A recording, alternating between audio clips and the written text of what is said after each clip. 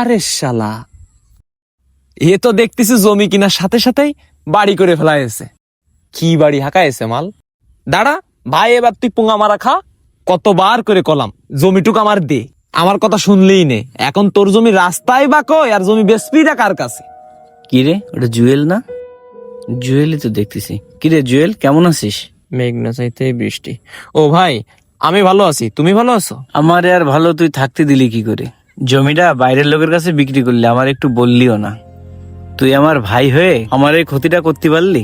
তোর জন্য কি আমি বড় ভাই হয়ে কোনোদিন কিছু করিনি? তোরে তো বলিলাম যে জমিটা বেচলি আমারই দিস, আর তুই কি কাজটা করলি?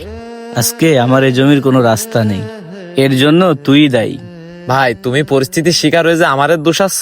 তোমার পিছনের জমিটুকু তো আমিও তোমার কাছে চাইলাম, তখন তো ঠিকই তুমিও আমার সাথে মোড়ামুড়ি করেছো। তুমি আমার কাছে যখন দেওনি, আমিও রাগ করে অন্য জায়গায় বেছে দিছি। যাই হোক, পিছনের কথাটাই নিয়ে এখন আর লাভ নেই। লাভ ক্ষতির জন্য তোরে আমি কথাগুলো বলতেছি না। তুই যে তোর বুদ্ধিতে এই জমি বেচিস নি, সেটা আমি ভালো করেই জানি।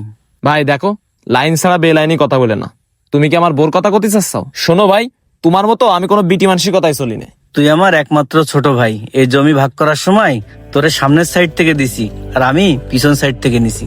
আর তুই আজকে বলতেছিস আমি তোর ভাবির কথাই চলি। তুই আমার এত বড় একটা কথা বলতে পারলি? বড় কথা শুধু আমি গলেই দোষ, উনি যে আমারে বড় বড় কথা বলে তখন কোনো দোষ নেই। শোনো ভাই, তুমি যে আমার সামনের তো জমি দিছাও, এই মাঠের মধ্যে একসময় রাস্তার পাশে এই জমির এত মূল্য হবে এটা তুমি জানতে না। জানলে এই জমি আমারে কোনোদিন দিতে না।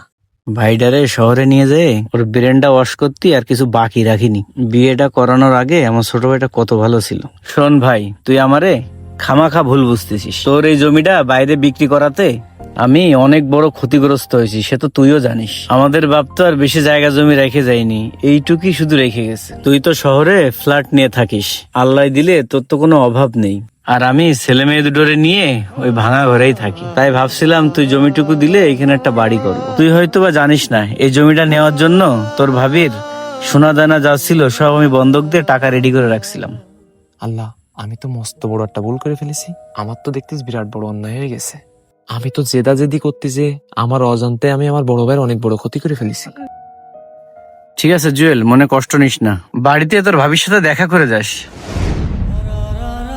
বর্তমানে বিশ্বাস করেন এমন ভাইয়ের সংখ্যাই বেশি, যারা নিজের জমি অল্প টাকায় বাইরের মানুষের কাছে বিক্রি করবে, তবুও তার নিজের ভাইয়ের কাছে বিক্রি করবে না। কারণ কথায় আছে, ঘরের শত্রু বিভীষণ।